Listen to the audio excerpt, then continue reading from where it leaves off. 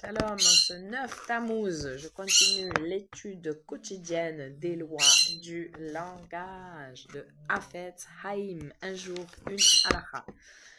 Que l'Éternel nous aide à mieux parler. Amen. Information utile. L'interdiction n'accepte pas de rapport mensonger enseigne qu'on ne doit pas écouter de Lachon Hara ni le croire. Mais on peut écouter une information qu'il est important de connaître dans un but constructif. De même qu'on ne considère pas les informations péjoratives rapportées dans un but constructif, l'éto elet, comme du Lachon Hara, de même est-il juste de les écouter dans un but constructif. Les informations qu'on a le droit d'écouter inclut tout ce qui peut aider à empêcher ou à réparer un préjudice touchant la personne qui parle, celle qui écoute, l'objet des propos ou qui que ce soit d'autre. Cela inclut toute information susceptible d'aider à empêcher ou à réparer un préjudice corporel, monétaire, moral ou spirituel. Il est correct d'écouter les doléances d'une personne à l'égard d'une autre si on pense qu'on peut aider à redresser la situation ou si on risque soi-même ou d'autres gens de subir un préjudice identique de la part de la personne en cause.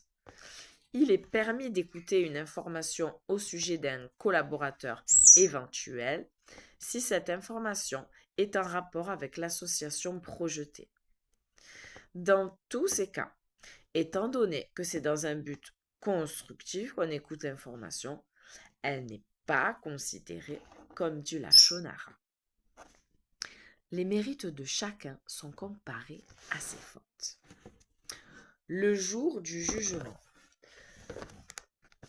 La façon dont l'homme juge son prochain détermine parfois son statut pour l'éternité, nous enseignent nos sages. Sera-t-il appelé tzadik, c'est-à-dire juste, ou racha, impie? Cette épithète sera fonction de la somme de ses mérites et de ses fautes. Le jour du jugement, à la résurrection, 3 livres seront ouverts. Celui des justes parfaits, celui des impies complets et celui des gens moyens. Les justes parfaits seront immédiatement inscrits pour la vie éternelle. Les mécréants complets seront immédiatement désignés pour le Gehinam. Quant aux autres, ils descendront au Gehinam et, après une période de châtiment, en remonteront. Nouvelle chance, nouveau Gilgul. Si Dieu jugeait l'homme d'après la stricte justice, il se retrouverait finalement avec très peu de mérite, même s'il a accompli d'innombrables mitzvot au cours de son existence.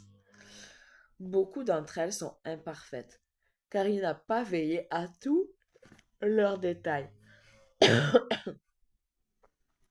Quant aux mitzvot qu'il a correctement accomplis, il leur manque peut-être l'amour ou la crainte de Dieu voulu, ou bien la joie nécessaire à l'accomplissement d'une mitzvah. La plupart des bonnes actions seront donc invalidées et le peu qui reste sera largement dépassé par les fautes.